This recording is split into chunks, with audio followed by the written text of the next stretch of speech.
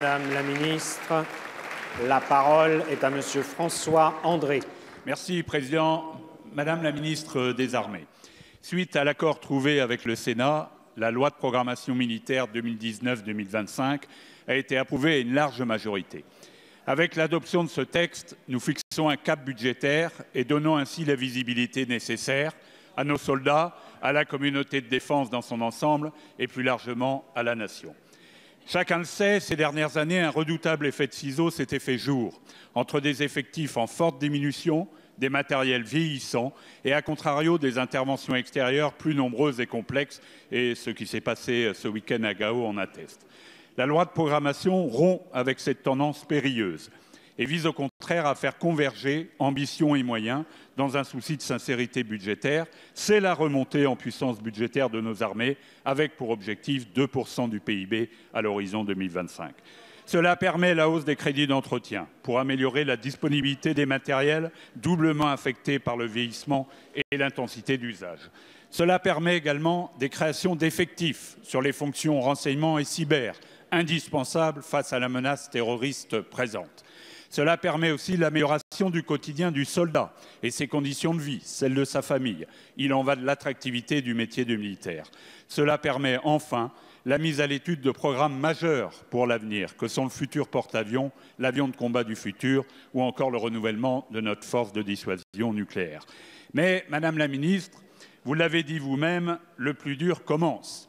Il nous appartient désormais de veiller à la bonne application de ce texte et ce dans la durée. Aussi, Madame la ministre, au-delà des dispositions qui sont déjà prévues par le texte sur le contrôle de l'exécution budgétaire, quelle est votre feuille de route pour transcrire dans la vie des unités les différents piliers de cette loi de programmation militaire? Je vous remercie. Merci, Monsieur le député. La parole est à Madame Florence Parly, ministre des Armées. Monsieur le Président, Mesdames et Messieurs les députés, Monsieur le député, nos armées ne pouvaient plus attendre.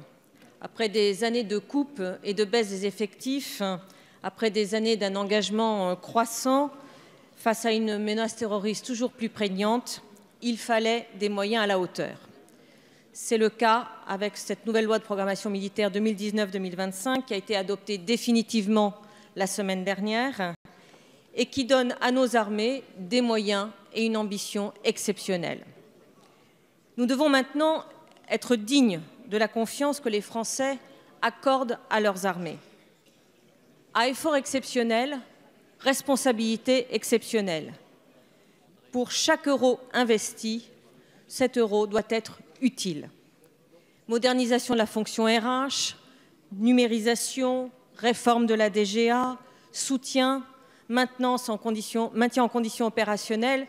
J'ai identifié 16 chantiers de modernisation et j'ai fixé un cap.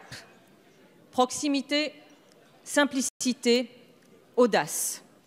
Alors, Monsieur le député, cette responsabilité est collective. C'est évidemment la mienne, c'est celle du ministère des Armées, c'est celle du gouvernement, mais c'est aussi la vôtre, celle du Parlement. Car en effet, la loi de programmation militaire prévoit, et c'est heureux, un renforcement des pouvoirs de contrôle du Parlement. Et ce sera donc aussi à vous de veiller que cette loi de programmation militaire s'exécute conformément à ce qui a été voté et qu'il ne manque rien pour sa bonne et pleine application. Nous savons donc ce qu'il nous reste à faire. Nous le devons aux armées, nous le devons à tous les Français. Notre responsabilité est collective, alors maintenant au travail. Merci, Madame la ministre.